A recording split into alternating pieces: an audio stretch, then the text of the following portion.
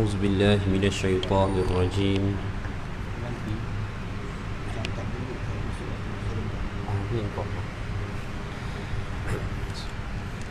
بسم الله الرحمن الرحيم. السلام عليكم ورحمة الله وبركاته. الحمد لله رب العالمين، وبه نستعين، والصلاة والسلام على النبي الأمين نبينا محمد وعلى آله وأصحابه أجمعين.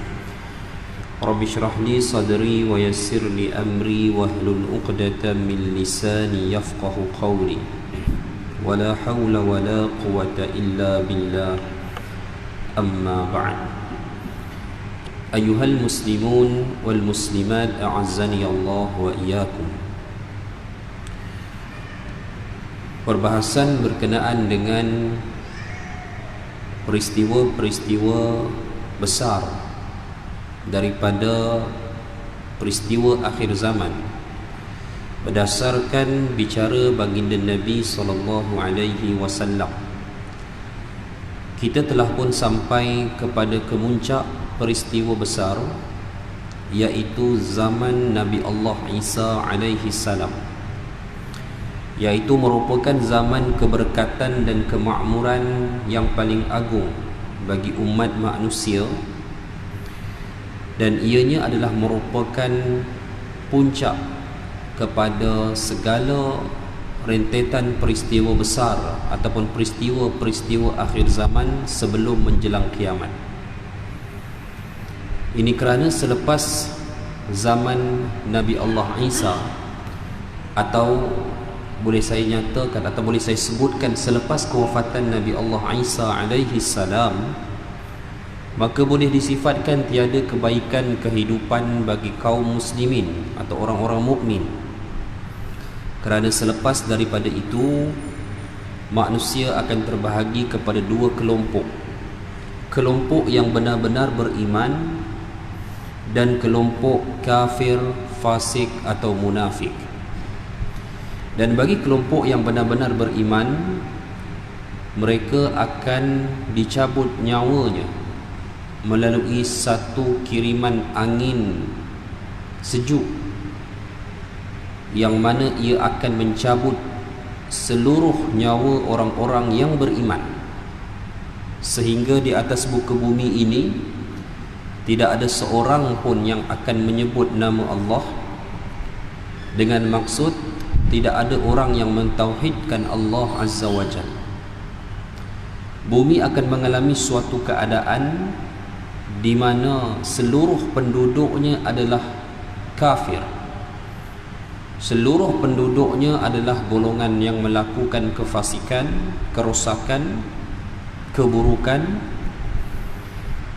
dan ke atas generasi mereka itulah Allah akan datangkan kejadian hari kiamat. Peristiwa hari kiamat tidak akan berlaku selama mana masih ada orang mukmin di atas muka bumi. Baik, itu gambaran overview kepada perbicaraan kita. Namun kita masih lagi berada pada perbahasan selepas turunnya Nabi Allah Isa alaihi salam. Bila kata nak bincang zaman Nabi Allah Isa ni tuan-tuan, Dajjal tak ada dah, ya? Dajjal binasa dah waktu itu. Dan Nabi Allah Isa ini menduduki satu jawatan, Qadiyul Qudah, ketua hakim, ya? Dalam hadis tak sebutlah ketua hakim, ya? Tapi hakim yang adil. Dan jawatan ini dalam kerajaan kekhalifahan kaum muslimin yang berdiri di bumi Syam atau di Baitul Maqdis. Hampir disepakati oleh para ahli ilmu, khalifah umat Islam pada zaman itu adalah seorang keturunan Nabi sallallahu alaihi wasallam yang digelar oleh baginda sebagai Al-Mahdi, iaitu yang mendapat petunjuk. Namun bicara kita pada malam ini adalah Nabi Allah Isa akan diuji oleh Allah dengan satu keadaan yang sangat sulit, tekanan yang amat berat, dengan kedatangan satu bangsa yang disebut sebagai Ya'juj dan Ma'juj. Kalimah Ya'juj dan Ma'juj, perkataan ini hanya muncul dalam Al-Quran dan hadis. Dalam Al-Quran muncul 2 kali. Satu dalam surah Al-Kahfi, kisah tentang pembinaan tembok oleh Zulqarnain, dan yang kedua muncul dalam surah Al-Anbiya ayat 96. Dan dia tak muncul kalimah Ya'juj dan Ma'juj di mana-mana tempat lain dalam Al-Quran. Dalam hadis, Nabi menyebutkan sejumlah bicara berkenaan fasad, kerosakan yang dilakukan oleh bangsa ini. Namun dalam hadis, tuan-tuan, ia tidak menerangkan siapakah keturunan Ya'juj dan Ma'juj ni pada hari ini. Ini fakta, tuan-tuan.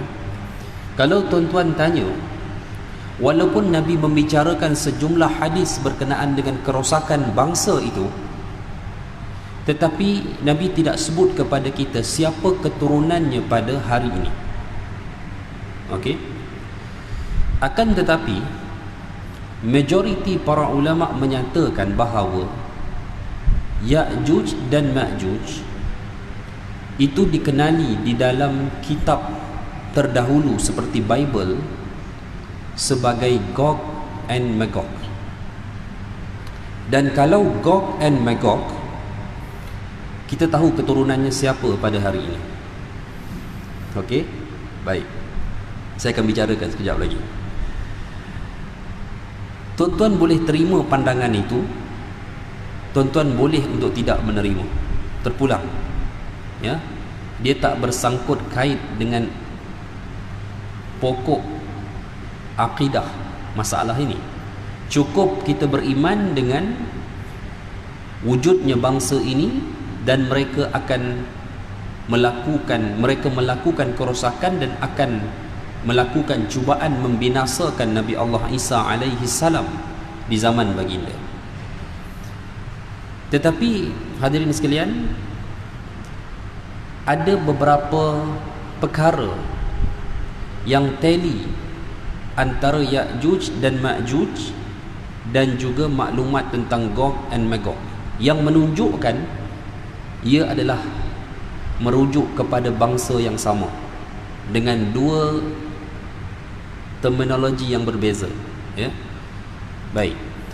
Antaranya adalah tentang datuk nenek mereka ataupun datuk mereka, di mana para ulama sarjana Islam, ya, ini sekumpulan ulama salaf yang terkenal, menyatakan bahawa Ya'juj dan Ma'juj adalah keturunan Yafis bin Nuh alaihi salam. Siapa dia Yafis? Ni tuan-tuan kena tengok filem Noah. Tak payah tengok filem lah, panjang cerita Noah ni, kan? Baca cukuplah, ya. Nuh alaihi salam ada 3 orang anak lelaki, biologi, ya. Biological son lah, anak betul lah. Okey, bukan yang tak naik kapal tu, bukan anak betul. Bukan yang lemas. Allah cerita dalam Quran, wa kana minal mughraqin. Itu anak lain, anak tiri. Anak betul Nabi Nuh, Sam, Ham dan Yafis. Ni 3 orang yang melahirkan keturunan Nabi Sam, yang melahirkan Ibrahim alaihi salam, yang melahirkan keturunan Ismail, Arab Quraisy, yang melahirkan keturunan Bani Israel, yang melahirkan keturunan orang-orang Rom, orang selatan Eropah. Ya, baik. Ham ada keturunannya. Yafis paling banyak menyebarkan bangsa manusia, termasuk bangsa timur. Ada kemungkinannya tuan-tuan, sebab kita ni Melayu, kita mix banyak sangat. Sebab Melayu ni muka tak sama tuan-tuan. Dia ada yang gelap, ada yang cerah, Ada Melayu muka Jepun, ada Melayu muka Korea, ada Melayu muka Cina. Dia macam-macam, tuan-tuan. Dia campur banyak. Okey. Ada Melayu yang tapi dia nutrisi jambang dia lebih. Jadi dia Melayu tapi dia tengok dia punya janggut jambang dia macam Pakistan sikit. Begitulah. Ya, dia campur banyak kita ni. Bangsa-bangsa timur banyak datang daripada Yafis bin Nuh. Yafis ni tuan-tuan, okey, ini sarjana Islam, ulama salaf sebut Ya'juj dan Ma'juj ni, salaf ni maksudnya golongan ulama terdahululah yang terawal dalam Islam, dipanggil salafus salih. Okey, mereka menyatakan bahawa Ya'juj dan Ma'juj keturunan Yafis bin Nuh alaihi salam. Maknanya apa? Yafis bin Nuh, antara anaknya adalah Ya'juj dan Ma'juj, dua orang adik-beradik yang melahirkan keturunan mereka. Dan maklumat ini tally dalam Book of Genesis, Bible, yang menyatakan cuma namanya beza. Di mana dalam Book of Genesis namanya disebut sebagai Gog and Magog. Gog itu kadang-kadang disebut Gomer, G-O-M-E-R, Gomer, tapi lebih famous dengan Gog lah. Asal nama dia Gomer. Adik dia Magog. Gog and Magog dalam Book of Genesis adalah anak kepada Yafis bin Nuh alaihi salam. Sama, dia tally. Sebab tu majoriti ahli ilmu menyatakan Ya'juj dan Ma'juj adalah Gog and Magog. Cuma beza dekat mana dalam hadis Ya'juj Ma'juj tak dinyatakan, tak diterangkan siapa keturunannya. Sedangkan Gog and Magog nyata. Jadi kalau ia merujuk kepada individu, dua orang adik-beradik yang sama, kita tahulah keturunannya pada hari ini. Baik. Keturunan Gog and Magog banyak tersebar di bahagian Indo-Eropah dipanggil.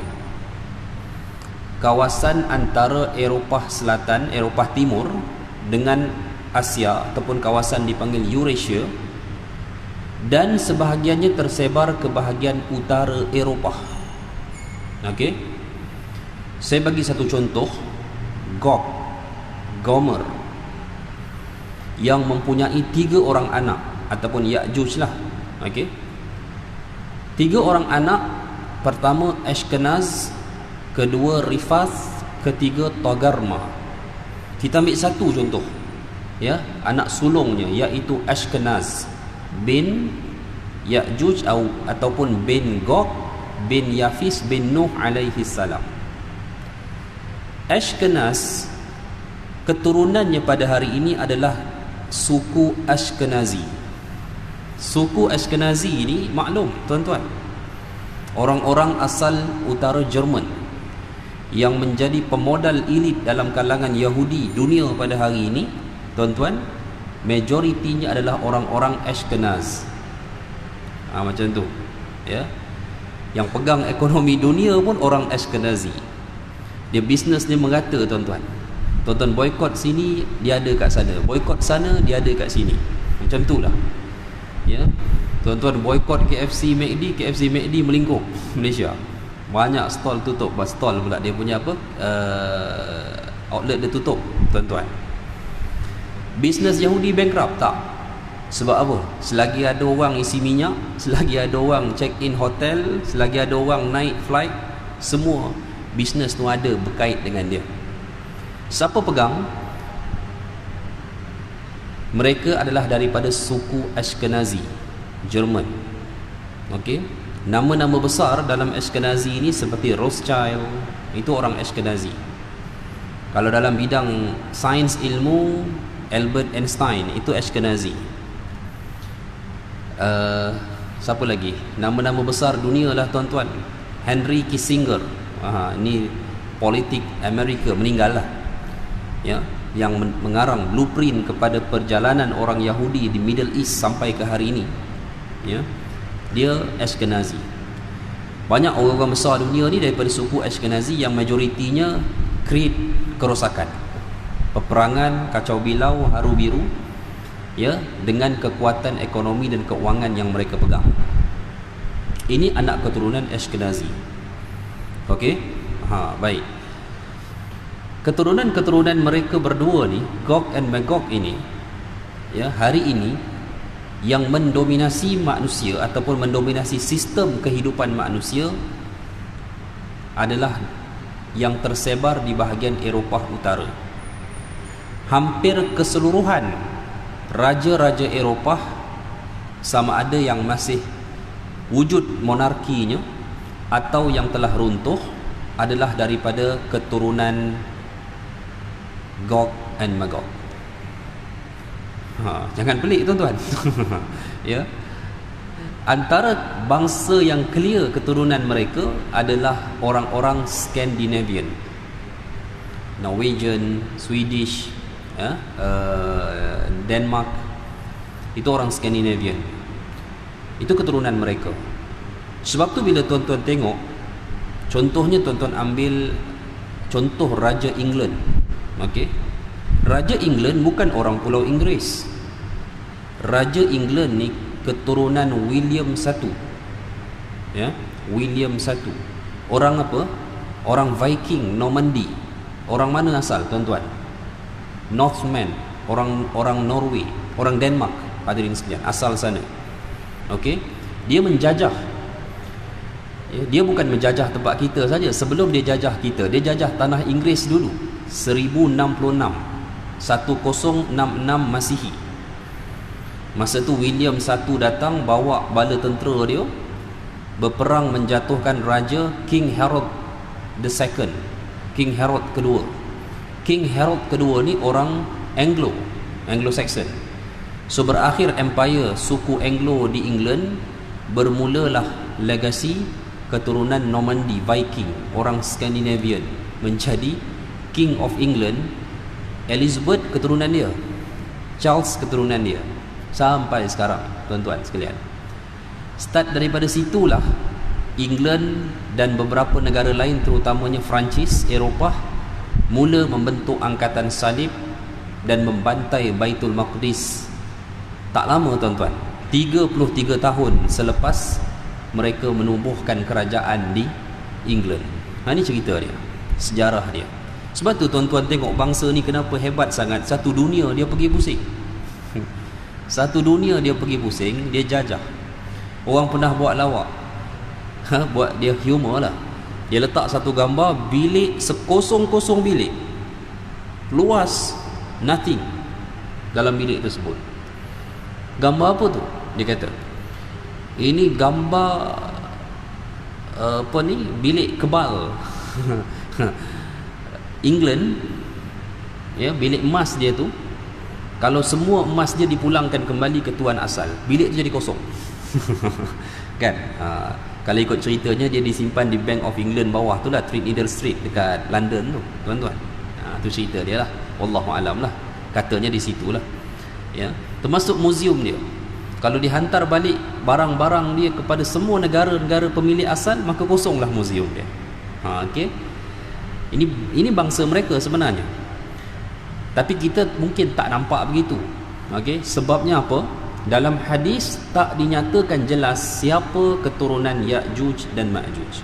Cuma majoriti pendapat menyatakan mereka adalah Gog and Magog yang disebut dalam Book of Genesis.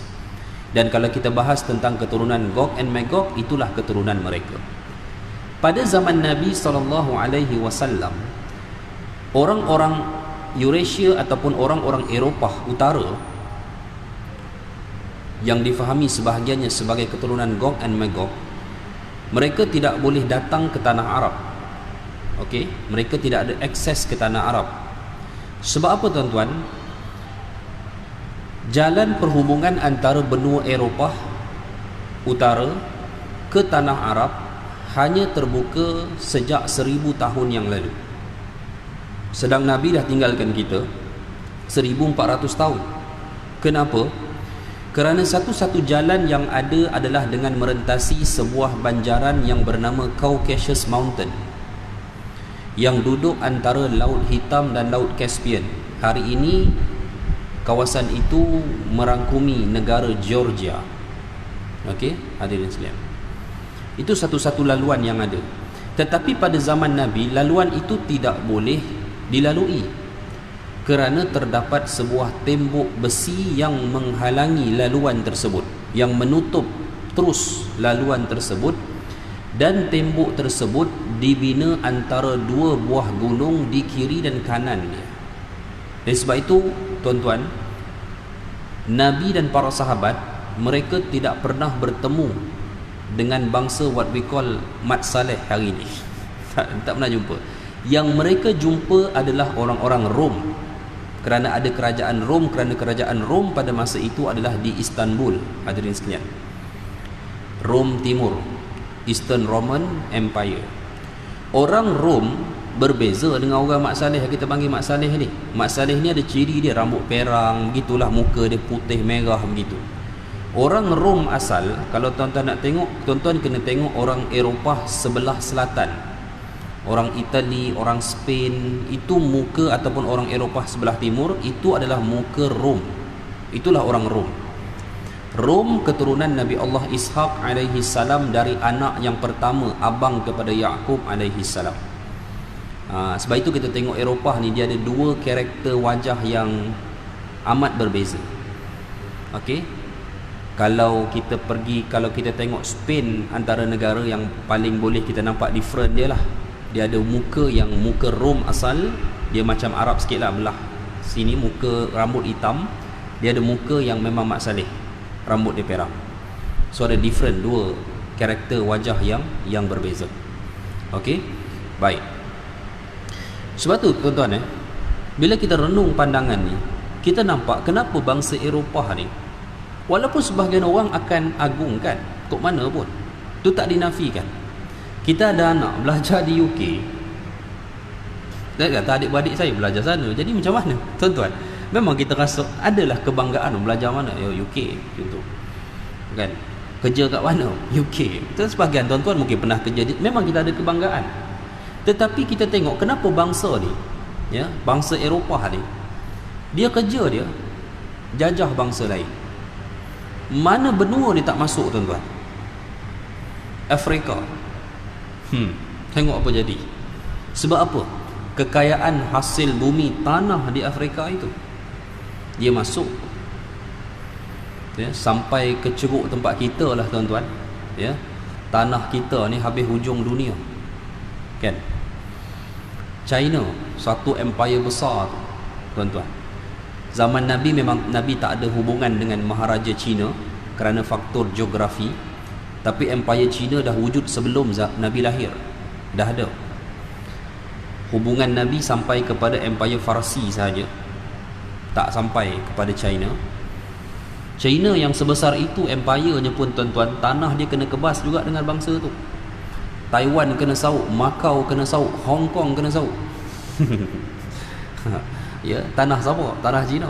China kena. Tapi China ni dia belajar daripada kesilapan dia dulu.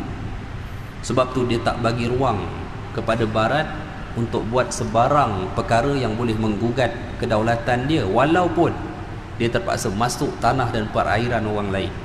Macam yang heboh baru-baru ni lah tuan-tuan, kan? Macam tu.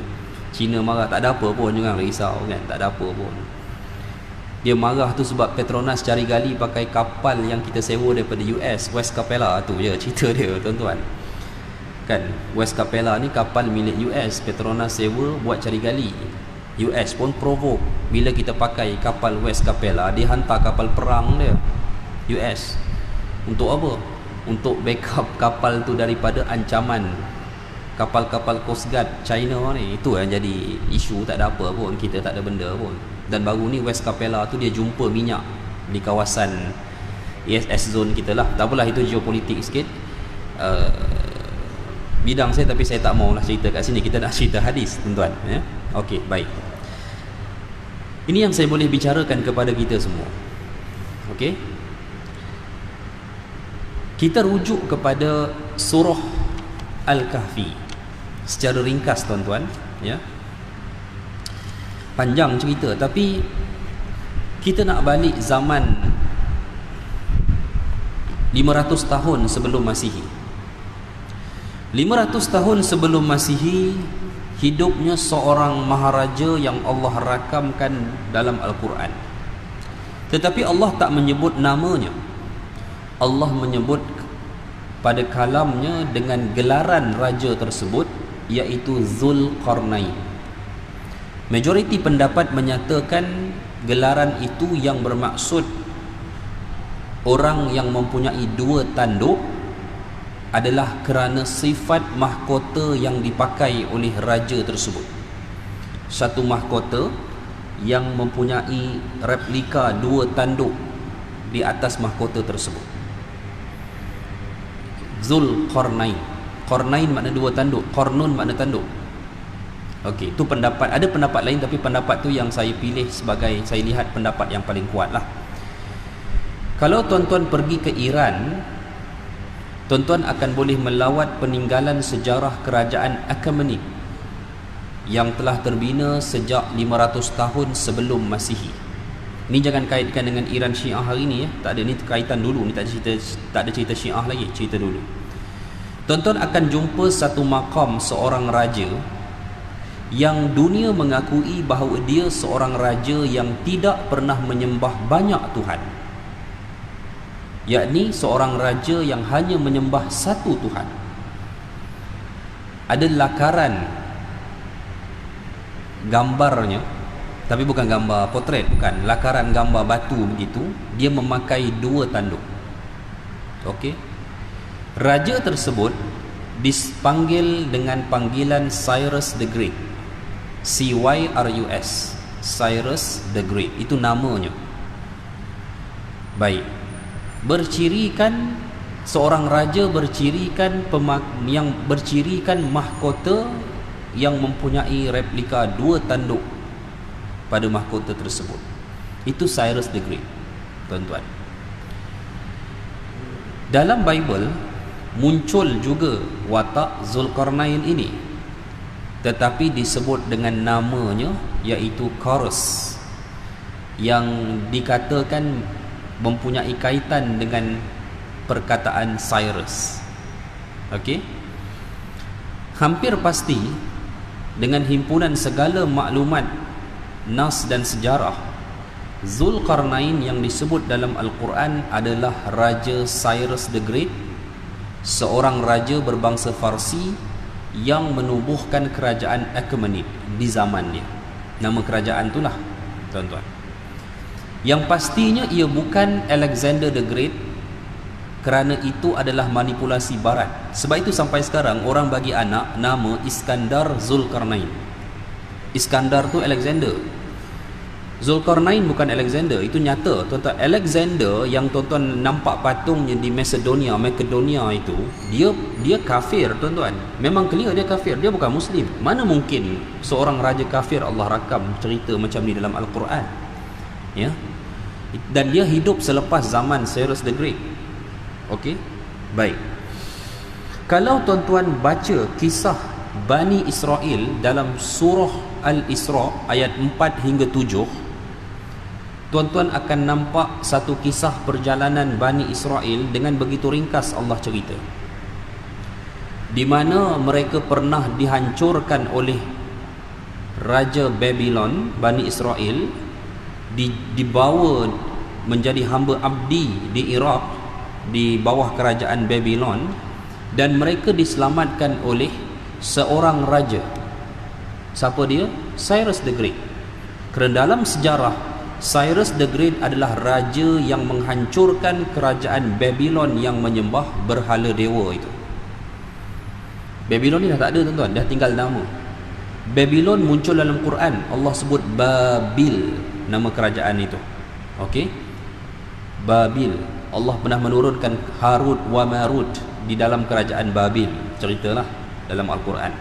Kerajaan Babil atau Babylon, Indonesia panggil Babilonia, dia hancur di tangan Cyrus the Great antara 550 hingga 530 sebelum Masihi. Habis kerajaan tu.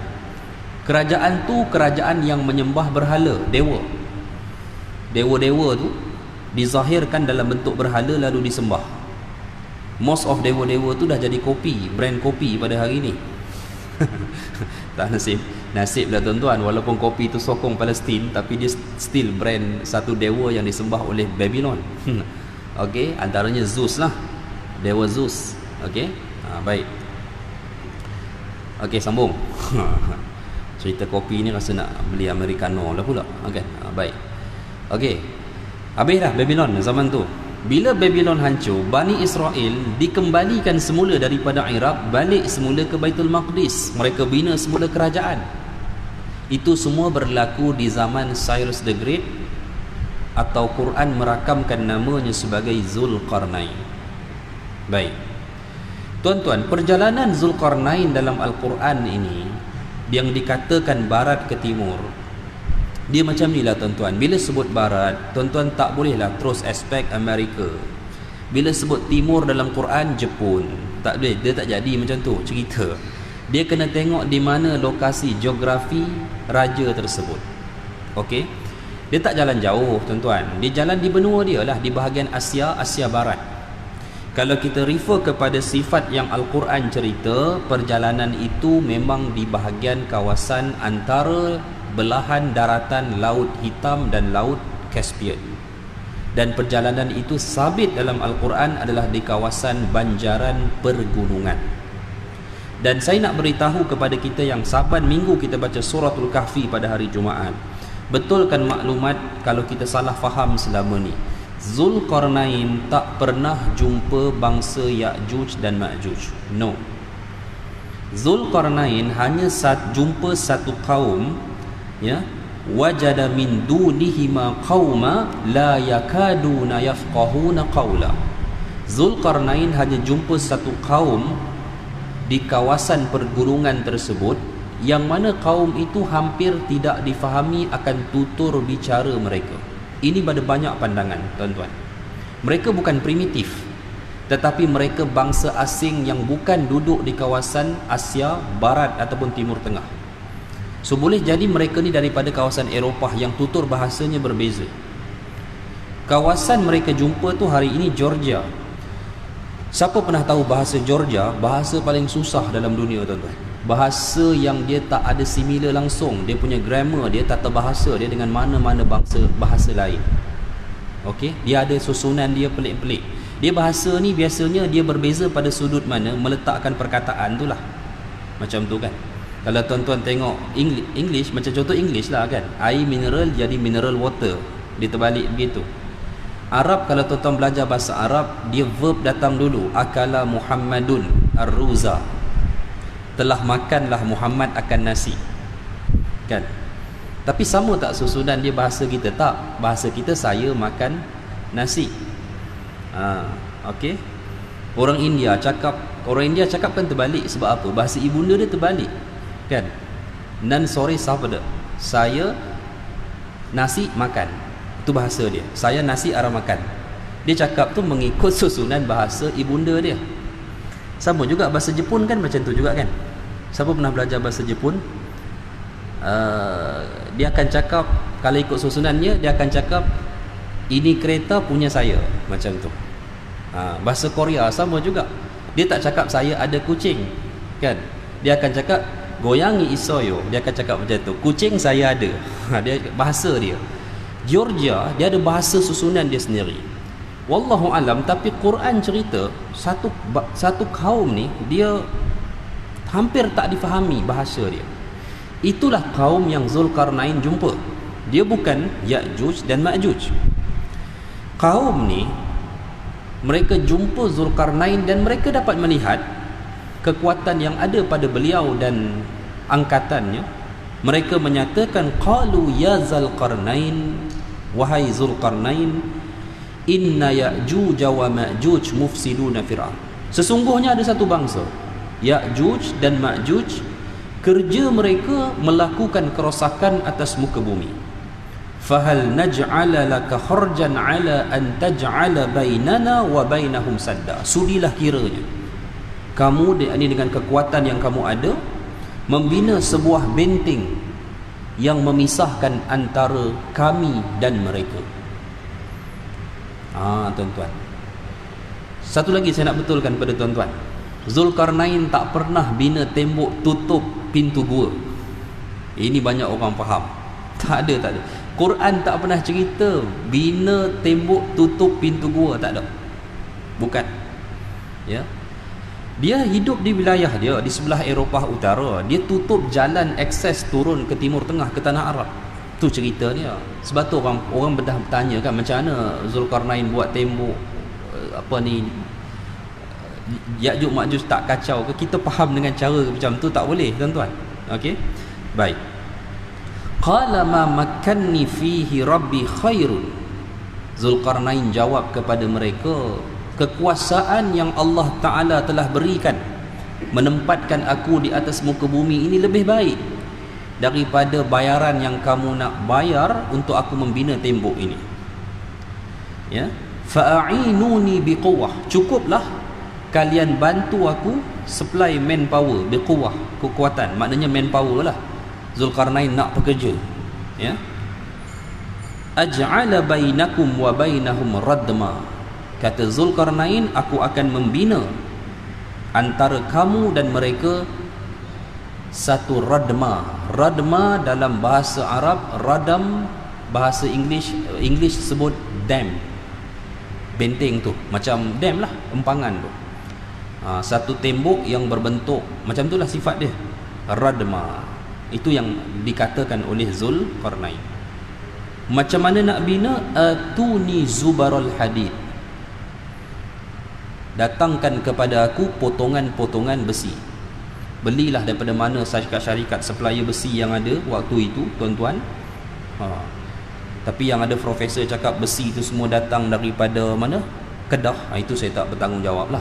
Itu saya tak ada maklumat itulah tuan-tuan. Tu kena tanya orang Kedah lah, ya. Tapi profesor tu pun bukan orang Kedah kan, tu tak tahulah tuan-tuan, ya. Tapi kata Zulkarnain, atuni zubarul hadid, aku perlukan bawa datang kepadaku supply potongan-potongan besi. Kita susun besi ni menegak hatta idza sawa bainas sadafain. Kita susun sampai ketinggiannya mencapai ketinggian dua puncak ataupun puncak dua buah gunung di kiri dan kanan. Satu lagi tuan-tuan akan fikir, macam mana zaman tu boleh bina tembok besi setara puncak dua buah gunung di kiri dan kanan. Wallahu ta'ala a'lam tuan-tuan, jangan underrated, because kita tak tahu pada zaman-zaman sebelum Masihi ni bagaimana teknologi yang mereka dah capai. Kalau tuan-tuan pergi ke Iran dan melihat peninggalan kesan kerajaan Achaemenid, tuan-tuan akan lihat bagaimana mereka bina bangunan dengan sistem anti gempa bumi. Jepun baru buat. Dia ada vibrate bawah tu, dia ada spring, bila ada berlakunya vibrate gegaran, building tak runtuh. Tu dia, ya. Itu dah ada dah sebelum Masihi dalam kerajaan Zulkarnain. Dibina, ya, disusun sampai cukup ketinggian, qalan fuhu, maka disembur ataupun dinyalakan, dibakar potongan besi itu dengan api, hatta idza ja'alahu nara, sampailah ia merah terbakar. Qala atuni ufri alaihi qitra, dan Zulkarnain kata kita akan tuang atau aku akan menuangkan di atasnya, ya, cairan molten, apa ni, molten lah, cairan logam, ya. Kita cemah tembaga tapi cairan logam lah tuan-tuan, ya, tutup besi. Siap sebuah pembinaan tembok. Ini bukan kecil punya projek tuan-tuan, ini bilion punya projek kalau zaman hari ni, ya. Begitu. Dan ini bukan nak siap sehari dua, tidak. Dia projek panjang, jangka masa panjang. Akhirnya dengan siap pembinaan ini, tertutuplah satu-satu jalan di tengah-tengah Caucasus Mountain, banjaran Caucasus, yang menghubungkan antara Eropah dan tanah Arab atau Asia Barat. Terus close, ya. Mungkin tuan-tuan tanya, mereka tak boleh ikut jalan lain ke? Zaman tu orang tak guna pelayaran untuk jarak yang begitu jauh, satu. Kedua, tak ada bukti adanya penerbangan zaman itu. Sekarang kalau tembok Zulkarnain ada lagi pun nak buat apa, pun dah naik flight tuan-tuan. Berfikir logik. Okey. Dan satu lagi, daripada Eropah nak turun ke bahagian selatan ni, bahagian Asia Barat ke Timur Tengah ke atau benua Asia kita, mereka terhalang dengan sejumlah banjaran yang menjadi tulang tengah bumi. So mereka tak mudah-mudah nak cross. Siapa yang selalu naik flight daripada tanah Arab nak pergi ke Eropah atas, sebelah atas, kita akan perasan kita akan menyeberang. Sebahagiannya adalah banjaran-banjaran yang diliputi salji di puncak dia. Tuan-tuan, kebanyakan banjaran itu berketinggian melebihi 6,000 kaki, 6,000 meter ke atas. Tuan-tuan, ya. Baik. Okey. Siap pembinaan tembok ini, satu jaminan daripada Zulqarnain yang Allah rakam, famasta'u ay yadhharuhu wa mastata'u lahu naqba. Kita sambung insya-Allah selepas azan Isya, insya-Allah.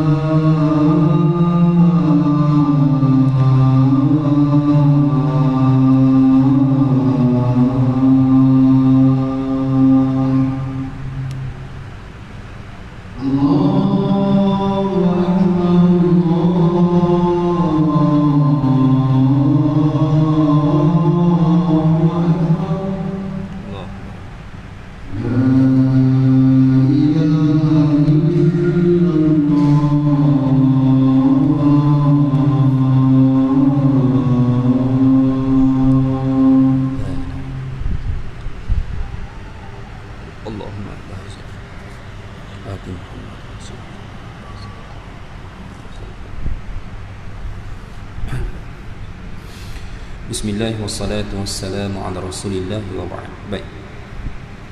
Ayat 97 daripada suratul Kahfi. Ayat yang mana Zulqarnain memberi satu jaminan terhadap tembok, ke atas tembok yang siap dibina olehnya. Kata Allah, famasta'u ay yadhharuhu wa mastata'u lahu naqba. Tembok itu Zulqarnain beri jaminan ia tidak akan boleh dilubangi dan ia tidak akan mampu untuk dipanjat oleh sesiapa. Itu jaminan daripada Zulqarnain yang Allah rakam dalam Al-Quran.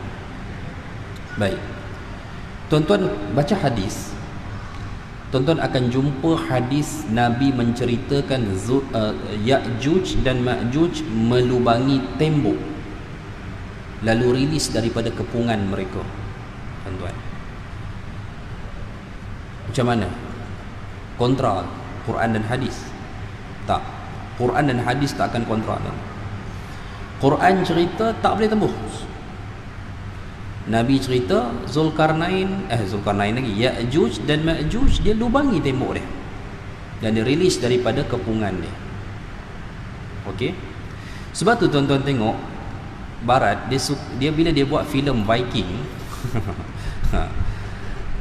ni filem lah, tapi kalau tuan-tuan tengok filem Viking, salah series ke apa, dia akan cerita bagaimana survival bangsa dia untuk keluar daripada kepungan mereka. Tu kena faham isyarat tu. Okey. Baik, macam mana Nabi boleh cerita dia melubangi tembok lalu rilis daripada kepungan mereka? Tuan-tuan, yang membina tembok menghalangi kedahsyatan kezaliman mereka ni bukan hanya Zulkarnain. Bangsa lain, kerajaan lain pun bina tembok, tuan-tuan. Sebab itu kita lihat tembok-tembok yang ditemui di atas muka bumi pada hari ini semuanya menunjukkan satu persamaan, hadirin sekalian, daripada segi kawasan dia, baik daripada kawasan Asia Barat sampai ke Asia Timur, sampai Great Wall of China. Baik itu kita tengok Great Wall of China, dia dibina di atas kawasan banjaran gunung yang agak rendah, tuan-tuan. Ada banyak lagi tembok-tembok lain, tembok Durban, Great Wall of Gorgon, termasuklah Darien Wall yang dibina oleh Zulkarnain ini. Semuanya sama, menyekat kawasan Eropah daripada turun ke bahagian selatan bumi. Itu saja. Okey. Jadi sebab tu Nabi boleh cerita bahawa mereka melubangi tembok, bukan tembok yang dibina oleh Zulkarnain, tetapi tembok yang dibuat oleh satu bangsa lain yang bertujuan sama seperti mana apa yang Zulkarnain bina. Maka apa jadi tembok Zulkarnain? Selama-lama tembok itu berdiri utuh, tanah Arab selamat, Timur Tengah, Asia Tengah, Asia Barat selamat daripada kezaliman bangsa Ya'juj dan Ma'juj. Termasuklah di zaman Nabi SAW. Sebab tu Nabi tak pernah jumpa mereka. Nabi hanya menyebutkan mereka sebagai bangsa Ajam, kaum Ajam, unknown. Ajam makna unknown, tak tahu, tak kenal.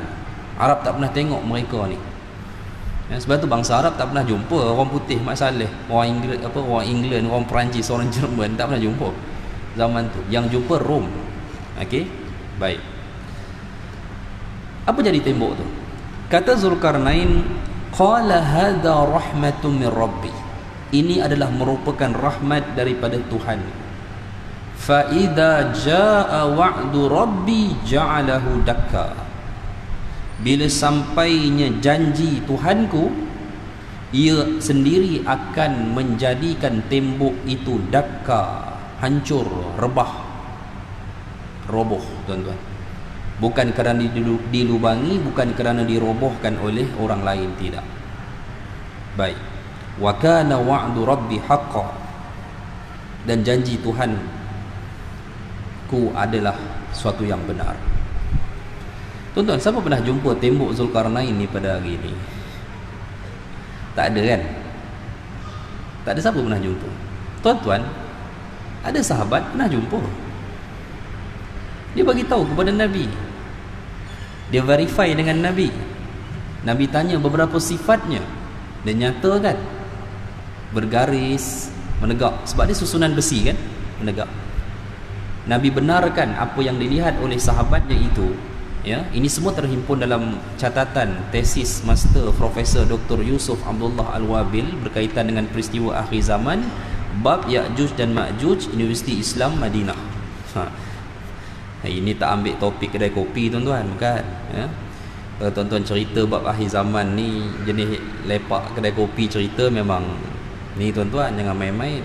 Kan? Ini bukan cerita betul. Ya. Kita pakai tesis master itu cerita. Ada sahabat jumpa tembok tu dan Nabi verify, ya, yang kamu lihat adalah tembok Zulkarnain. Hadirin sekalian. Di zaman kerajaan Abbasiyah ada rombongan yang telah menemui tembok tersebut. Rombongan pertama zaman Khalifah Al-Wathiq Billah. Mereka jumpa rombongan yang dikepalai oleh As-Salam, seorang pengembara yang menghabiskan masa 2 tahun dengan pembiayaan 50,000 dinar. Akhirnya menemui tembok yang dibina oleh Zulkarnain. Khalifah Al-Wathiq Billah sujud dengan menyatakan kita masih selamat dari kerosakan bangsa tersebut. But after 200 years, zaman Khalifah Al-Muqtadir, satu lagi rombongan dihantar dikepalai oleh Ahmad Ibn Fadlan. Ahmad Ibn Fadlan ni, kalau tuan-tuan kaki filem tengok cerita 13 Warrior, watak dia ada. Dia memang watak betul, seorang pengembara dalam kerajaan Abbasiyah. Ahmad Ibn Fadlan, dia pergi ke tempat yang sama, tetapi dia boleh melalui kawasan tersebut kerana pada tahun zaman masa dia sampai, tembok itu telah menyembah bumi, tuan-tuan. Dan dia sampai ke kawasan Eropah Utara dan dia menceritakan bagaimana pertemuannya dengan bangsa Ya'juj dan Ma'juj. Tuan-tuan ada duit lebih, berjalanlah. Dah pernah pergi haji, dah pernah pergi umrah dan sebagainya, nak berjalan boleh pergilah ke kawasan, tapi dia kawasan militeri lah, dia di bawah ketenteraan kawasan DMZ, Demilitarized Zone, yang di bawah seliaan Georgia. Tuan-tuan pergi ke kawasan tu, dia akan namakan kawasan tu sebagai laluan 1000 tahun, sebab dia hanya menjadi laluan sejak 1000 tahun yang lalu, sejak runtuhnya sebuah tembok besi yang menghalangi laluan tersebut. Wallahu a'lam, tuan-tuan. Okey, cukuplah untuk malam ni, tuan-tuan. Ni masjid, tuan-tuan, Masjid Setia Alam ni sebahagiannya adalah kita bukan duduk sini, kita singgah, tuan-tuan ya. Jadi bolehlah dengar cerita ya. Pada malam ini kita merungkai kisah Al-Quran berdasarkan fakta sejarah, geografi, dan yang paling utamanya adalah berdasarkan penelitian nas yang menyokong ayat-ayat tersebut. Bulan hadapan insya-Allah, tuan-tuan, kalau panjang umur insya-Allah sama-sama kita, bulan depan, bulan Oktober insya-Allah, saya tak ke mana lah, belum ke umrah tu lagi, kita akan bahas pula tempat kedua di mana munculnya perkataan Ya'juj dan Ma'juj dalam surah Al-Anbiya, dan ia berkait dengan kembalinya kaum Yahudi ke Baitul Maqdis. Sebab tuan-tuan kena ingat satu benda, Yahudi duduk di Palestin ni bukan Yahudi punya kerja. Ya. Yahudi duduk di Palestin ni British punya kerja. Ini kita kena ingat. Okey. Nanti akan ada ceritanya dalam surah Al-Anbiya insya-Allah bulan hadapan, bagaimana Allah Ta'ala menyebut kembalinya satu kaum, satu bangsa yang diharamkan ke atas satu tempat, satu kota, namun mereka dapat kembali semula apabila berkuasanya bangsa Ya'juj dan Ma'juj. Kena sabarlah, tuan-tuan, tunggu insya-Allah sebulan daripada sekarang, mudah-mudahan insya-Allah kita jumpa lagi. Sekadar itu dulu, mohon maaf daripada saya atas segala kekurangan. Semoga bermanfaat ya pada perkongsian kita pada malam ini. Sekadar dulu insya-Allah. Aqulu qawli hadza wa astaghfirullah. Assalamualaikum warahmatullahi wabarakatuh.